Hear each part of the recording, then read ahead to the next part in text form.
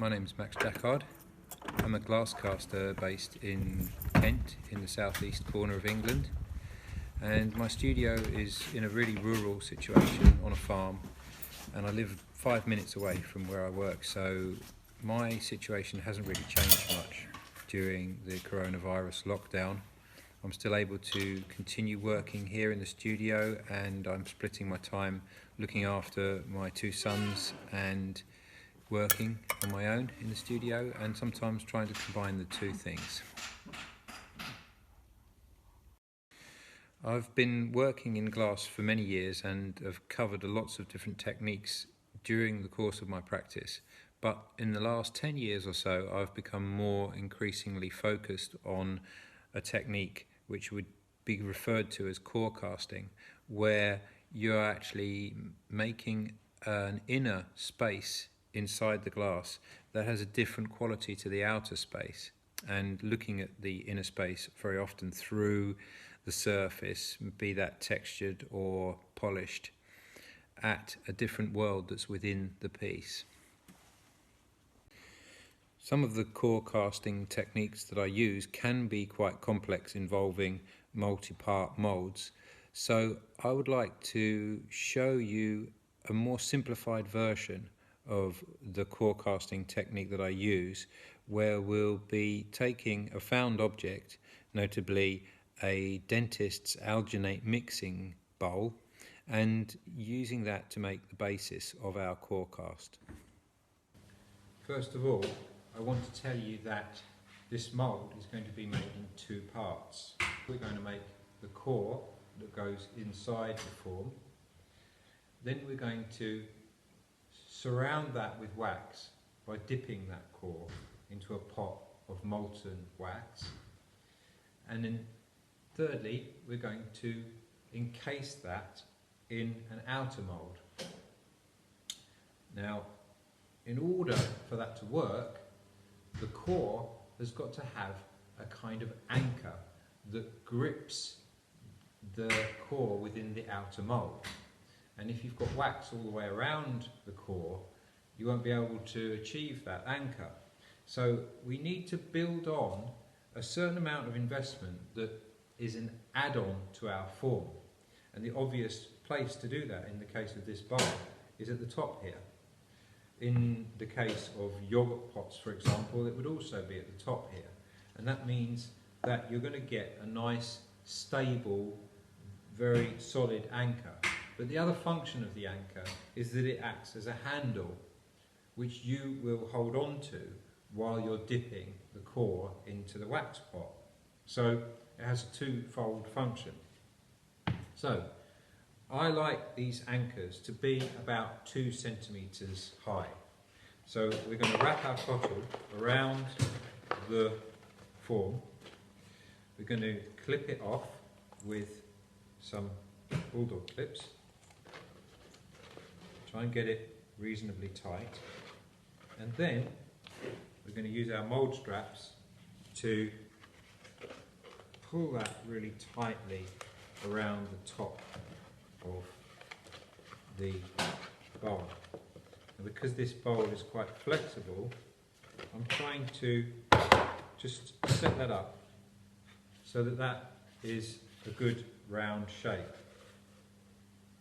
There you are, you see, it's pretty squashy, but I reckon with a bit more fiddling I'll be able to get that shape reasonably round. In the event that I'm using the bucket, I'll be able to fix that and put the cottle around it beforehand, and then because it's a conical shape, I can just squish it down over my form and it'll be a nice round form.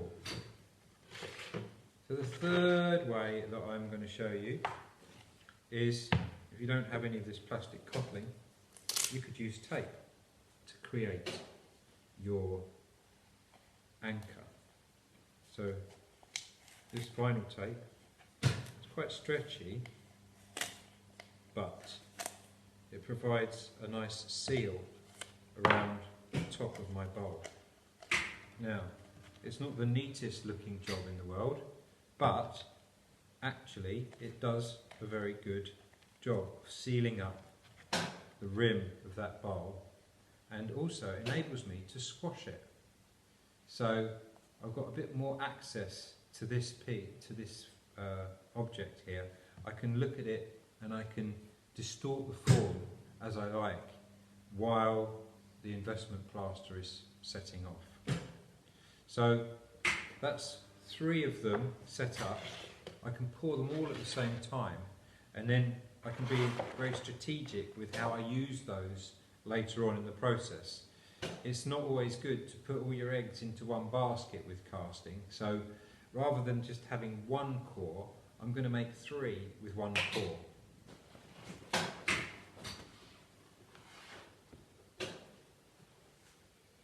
So I've mixed up 1 litre of investment mix, and to that I've added 2.7 litres of investment powder, which has probably increased the final volume that I'm going to be pouring into these beakers up to about 1.5 litres total. We use a powder called Crystal Cast. That's one of the ones that's available in the UK or in Europe if you're getting supplied through another second-party supplier. Alternatively, you could use quartz and plaster, or flint and plaster if you prefer working with that, although I do believe that flint is more hazardous to work with than quartz. The other thing is that you can use various modifiers in your recipe to help increase the strength of these mixes. I find that this pre-bought mix is plenty strong enough for our requirements, and we do a lot of castings, both large and small, with this particular kind of investment, and we never seem to have a problem with it. If you're using quartz and plaster, you do need to be careful that you've got an aggregate, especially in your outer jackets, to give that extra strength when you're heating up the moulds in the kiln. So I've been stirring this very gently for about 5 minutes now. Started over there in the plaster working area, and now I'm on the bench with it. And I'm just keeping my hand under the surface, and if you look to the inside of the bucket there, you'll see that I'm just trying to keep my action really smooth. For larger quantities, we would probably use a mixer on a slow speed drill to enable us to mix up a large amount of powder at one time, because this particular mix is quite thick. I tend to think of it a bit like porridge. I'm just going to tap the bucket to get rid of as much air as I can from inside that mixture. And that's another good reason for having these flexible gorilla tubs, because they do tend to stand a lot of wobbling about, and you can really build up a bit of vibration in them to get rid of the air bubbles. Okay, so we're ready for pouring now.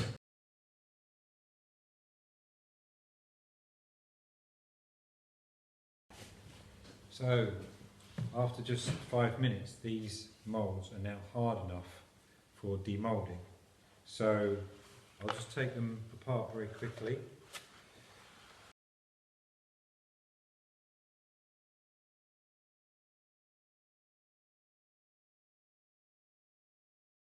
So I'm going to focus on this one for now, because it's got the nice 2 centimetre anchor on the end. And what I'm going to do is to put a notch in this anchor using my kitchen knife. So I'm going round the circumference of this 2 centimetre overspill, I'm making a notch which is going to help to lock together the 2 halves of the mould, both this inner core section and the outer. So that, I think, is just about the right amount of extra plaster for a handle, and this groove in the middle here is going to help to lock that in to the outer mould when we pour the outer mould around it. So before I demould this, I'm going to paint that with shellac so that that becomes a waterproof skin over the top of my mould, which will stop it from sucking water out of the second half of the mould when I come to pour it.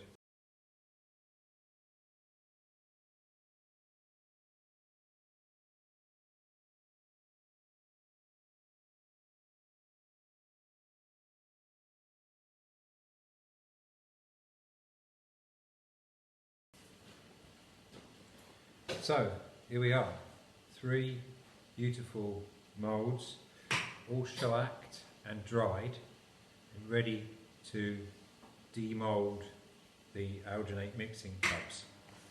And it may require a little bit of fiddling. I'm just going to get my kitchen knife in the gap there, as you can see. So like that.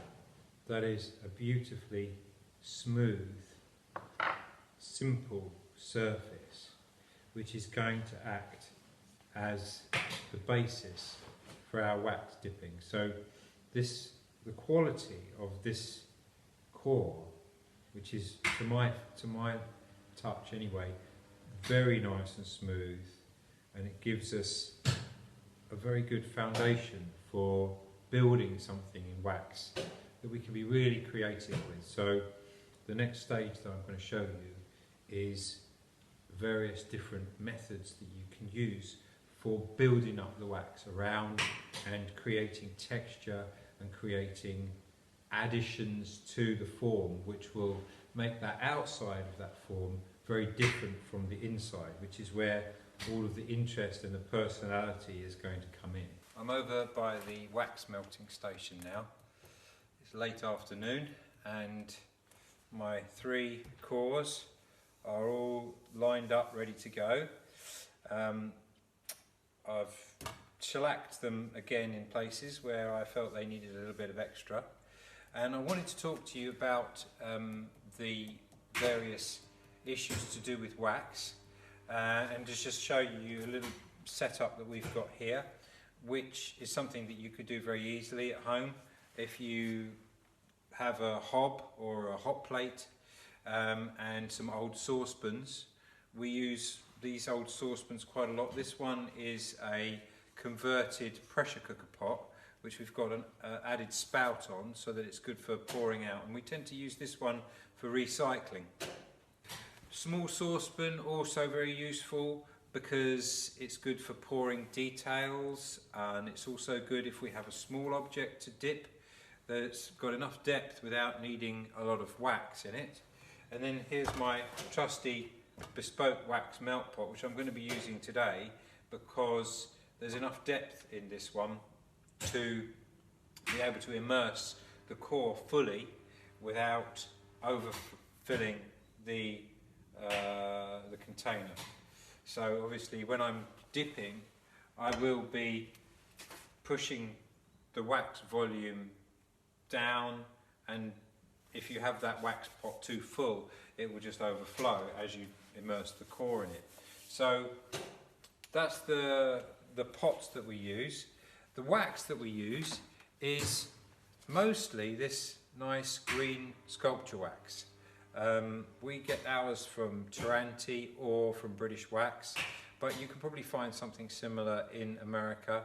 The reason I like the green stuff is because it shows the surface relief very nicely, and you get a very immediate feedback to what the surface looks like.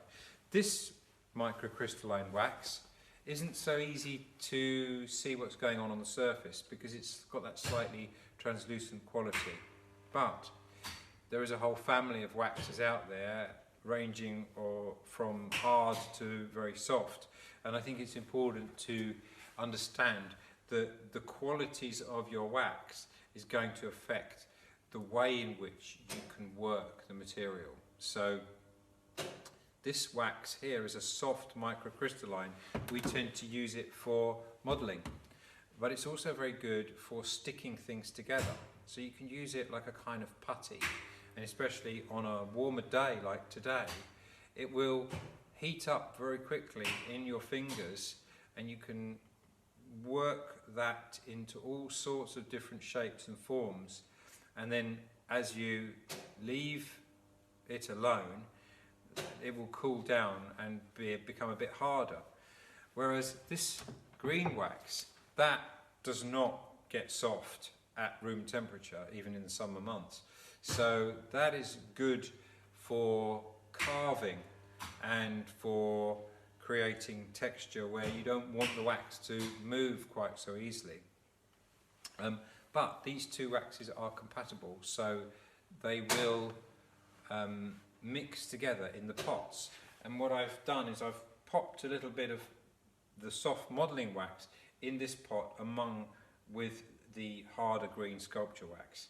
So I'm expecting to get a wax out of this that is a little bit softer. Maybe I can start to manipulate it a little bit or stick things onto it, so I can use it for collaging techniques. But as a wax that is going to work for the foundation for our dipping, it's really quite good. So I'm going to start the dipping process, and you'll see what the qualities of this wax is as it comes out of the pot. So I'm just going slowly into the pot and then coming out. And there, it's a very nice smooth pour. I've managed to get rid of any bubbles that are in there. So that's probably about 0.5 of a mil thick. We're going to leave that to cool and do another one. And now, just to show you, I'm going to show you what the wax looks like if it doesn't go all the way up to the top.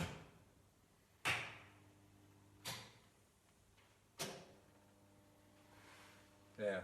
So that is a lovely fine line on the top. There's a little air pocket in the bottom there, and a little tiny dribble which we can get rid of later on. I'm just doing that with my finger now. So that wax is pretty much dry. I can go back into the pot again.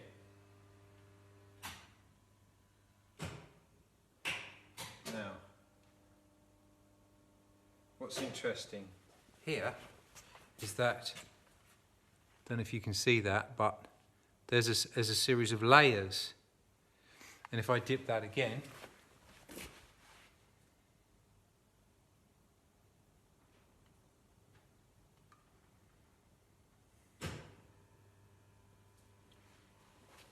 we've got another layer. So we could actually build that wax up into a series of steps that just come entirely from the natural dipping process. Now you can start to see the value of having a handle to hold your wax by. So it means that you can keep your fingers well clear of the hot wax. And we are dipping these at around about 65 to 70 degrees temperature. And on the hot plate, we're keeping that hot plate at the bare minimum setting on there, which is half on our hot plate. But you can start to see some of the qualities that the wax gives you as a natural thing. going to let that cool, and I'm going to go back to my first one.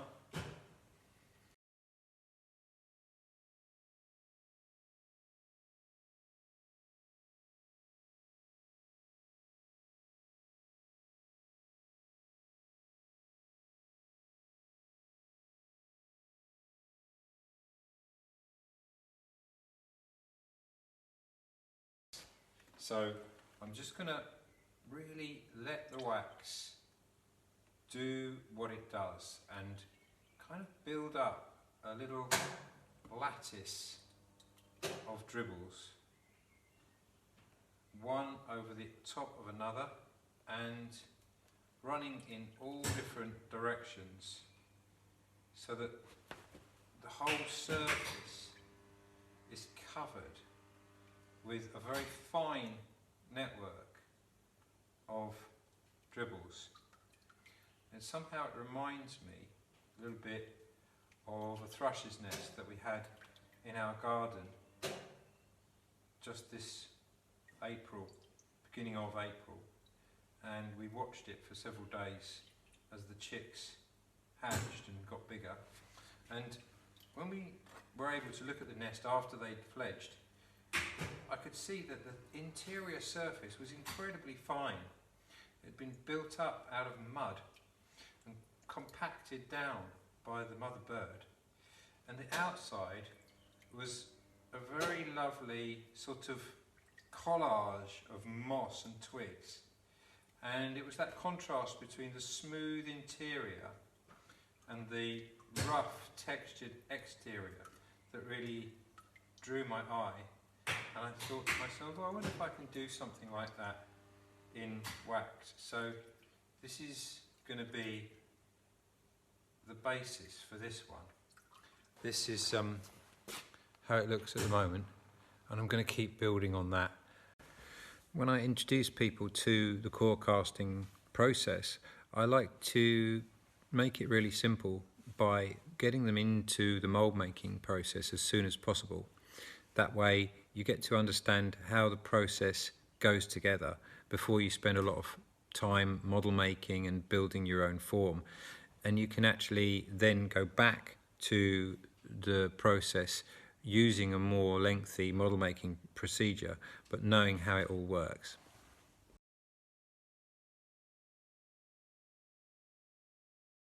So I'm all set up now with my 3 waxes, ready to pour the outer jackets. And I've got these 3 pieces of plumbing pipe that I'm going to use for the feed-in points.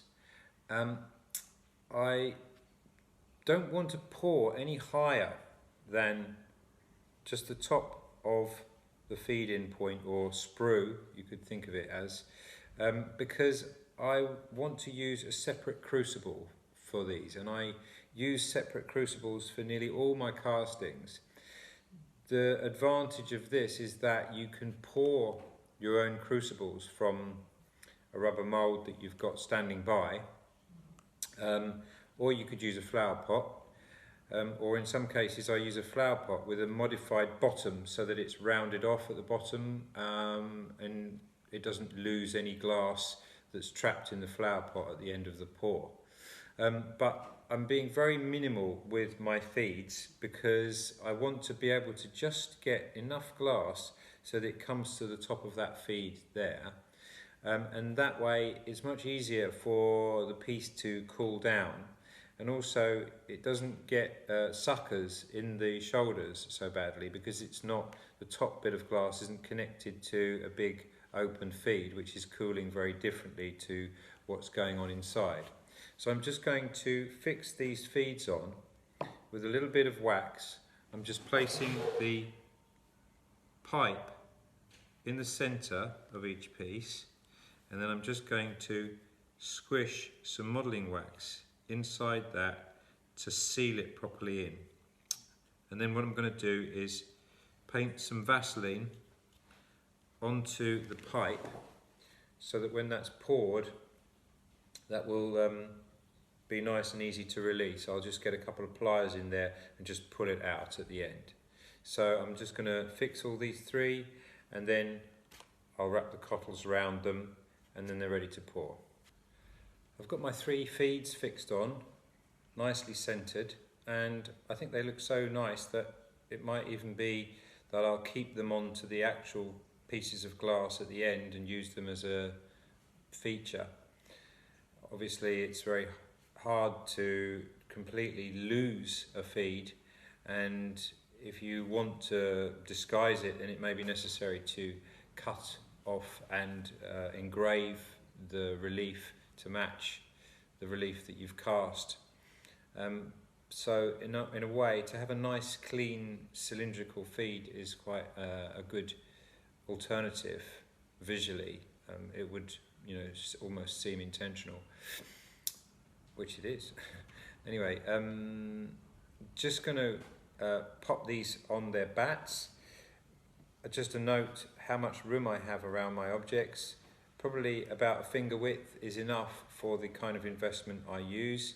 If you're using quartz and plaster mix, then you may want to make it a bit thicker, but I always feel that the thinner my wall on my mould, the better the heat can get into the centre of it, and that's essential for allowing enough heat to melt the glass and keep it flowing all the way down to the bottom there.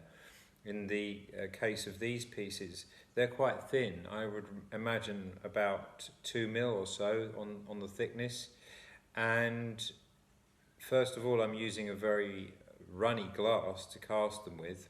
It'll have some lead in it, and the second thing is that I'm making the walls nice and narrow so that the whole mould can heat up and allow the glass to get the heat right the way down to the bottom without having to sort of stop as the mould gets heated up.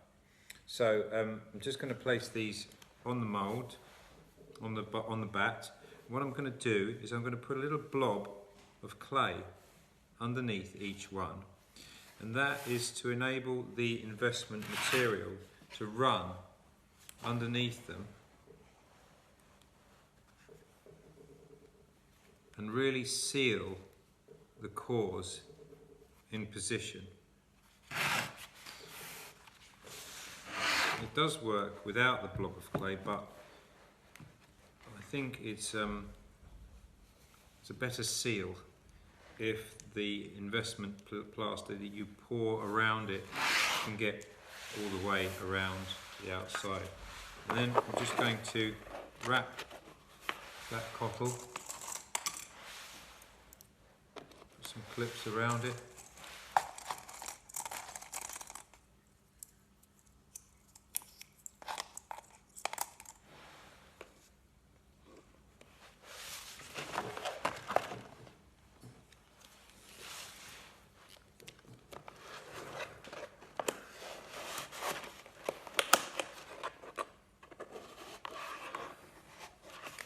and then that's nice and tight so the plaster can't run out when it gets to the bottom.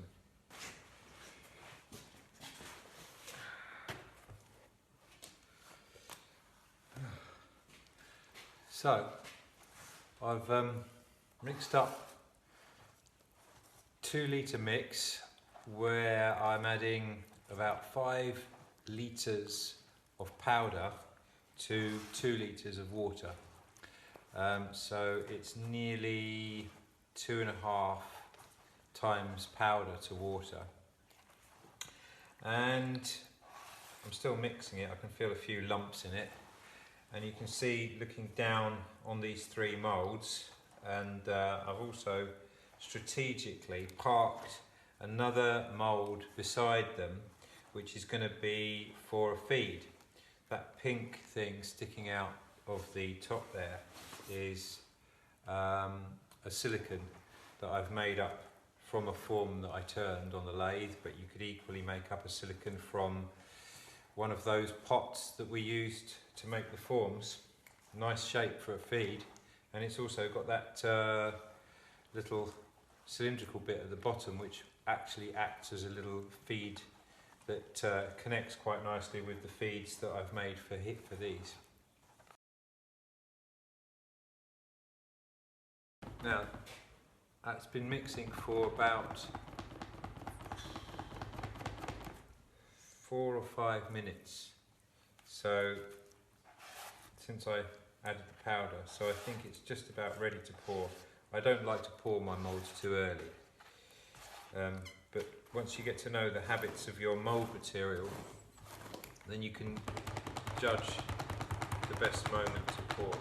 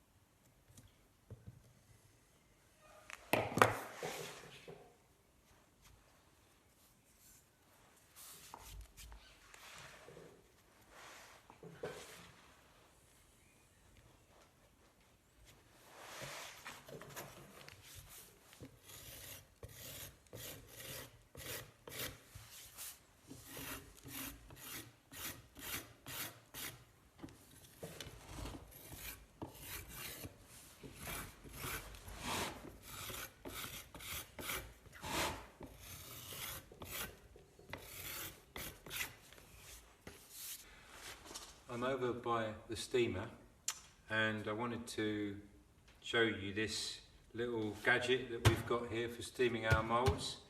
It's simply a tea urn or a baby Burko boiler which I bought from eBay, and it's an absolute brilliant tool.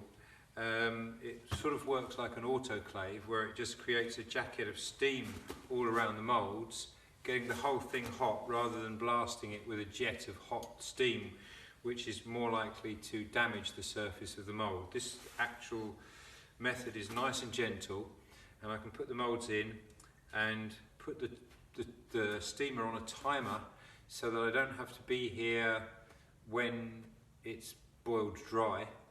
I generally tend to give them about an hour in the steamer, and that's enough to get them all really hot and get all the wax out.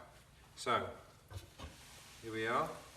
It's just a simple boiler with stainless steel trivet in the bottom that we've had constructed so that we can put the moulds and rest them just above the level of the hot water. Okay, so it's the next morning and we've come in to have a look at, see how the moulds are doing in the steamer. They're all completely cool now, and when I take them out, looking at the ends I can see there's no trace of any wax running out, and if I bring that up close to the camera, you can see it's completely empty of wax. What do you think, Miles? Is it ready? So what we're going to do now is we'll take those to the wet bench and have a look and do a water measurement, fill them up with water, sluice it around in there for a few goes, and then measure very carefully the volume of water that we've got in there, so we can calculate exactly how much glass we're going to need to fill it. Right, are you ready? Are you ready? Don't drink it. Okay, you ready? Okay, ready? 1, 2, 3, go.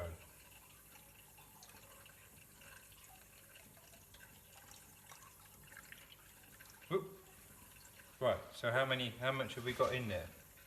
I think we've got 200 millilitres. Okay, now let's test it by tipping this out. Okay, wait a minute. There. 200 millilitres.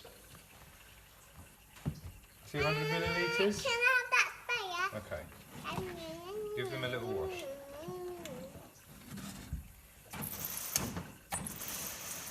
Don't spray the foam.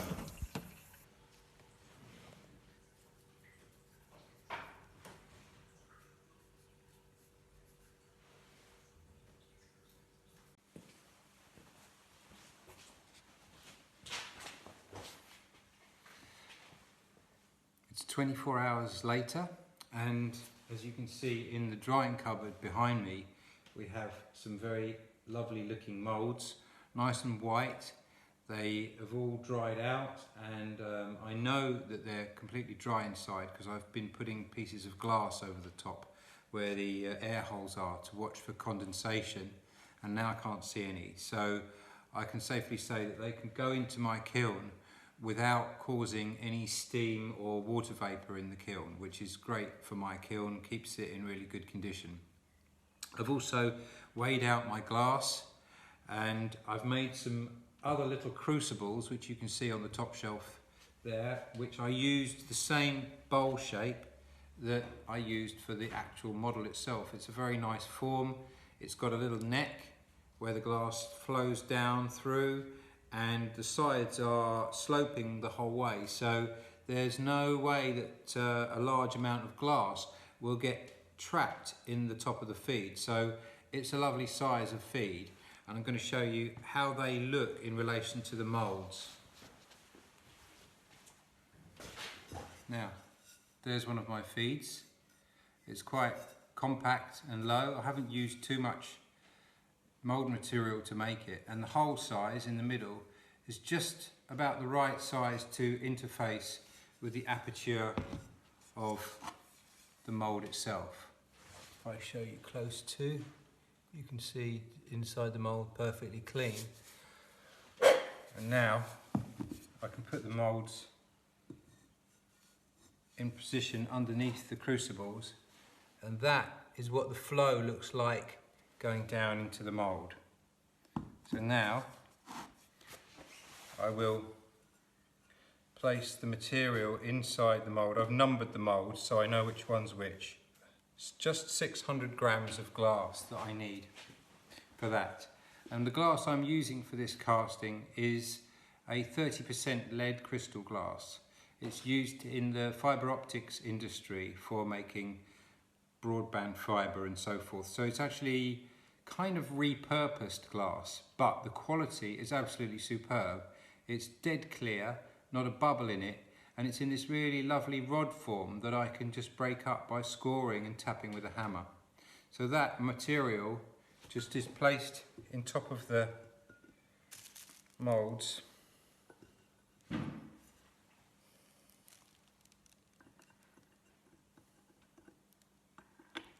And that's all it needs for a really nice feed and flow down into the mould.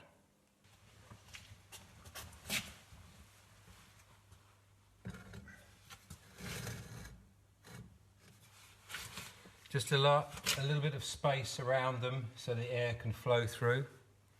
And I think that is probably about the perfect size of kiln for this type of casting. Okay, so bless the kiln. Hope for the best, although I know it's going to be a good casting.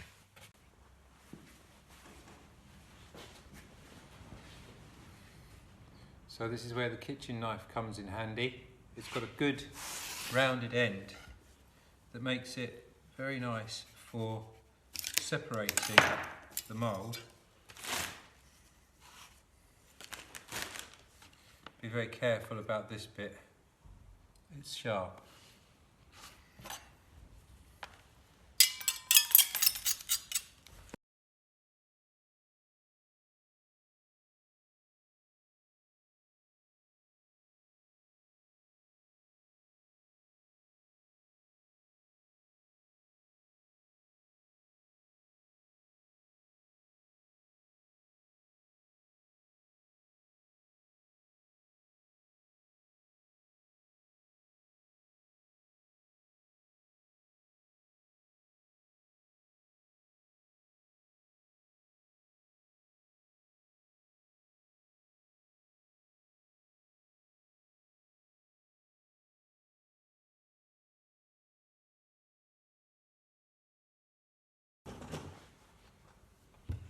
Phew, well, that was pretty full on, but thanks to the dexterity of my favourite butter knife, everything was removed safely without any breakages. And I've got remaining 3 very beautiful, very delicate glass cups which have this lovely ring to them, so I know that they're properly annealed. This one is really delicate, different ring interestingly, and this one, which is the one that was quite quick to make, and another different ring with the dribbles of wax all down around the outsides, but it does look quite fantastic, you see from inside. Just in case you think that I'm using heavy machinery to do the finishing on these pieces, I want to give you a quick view of my main tool for finishing, which is a handpiece for a flexible drive, and I'm using it in conjunction with the electrostatic 3M pads from His Glass and a flexible backer which allows the pad to follow the curve of the inside. And with this I am able to finish both the inside surface and the outside to give it a little pre-polish before I go on to the brush polishing. And here we are at the last bit of equipment that we need to finish these pieces, which is the brush polisher on a lathe, and it is the only really heavy piece of equipment that I've been using so far. You could do this polishing on the flexible drive using either some pulper polishing pads or a felt pad impregnated with pumice or cerium, but I'm using the brushes because I can get into the grooves and the detail, and it puts a more of a lustrous finish on it. So that'll take me about 5 minutes per piece, and then we'll have a look at them.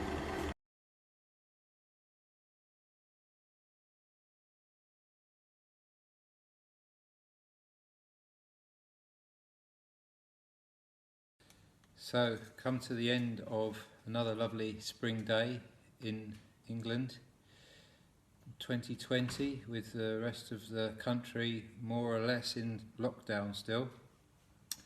I've finished my little journey with these bowls, and I'm very pleased with the way they've turned out.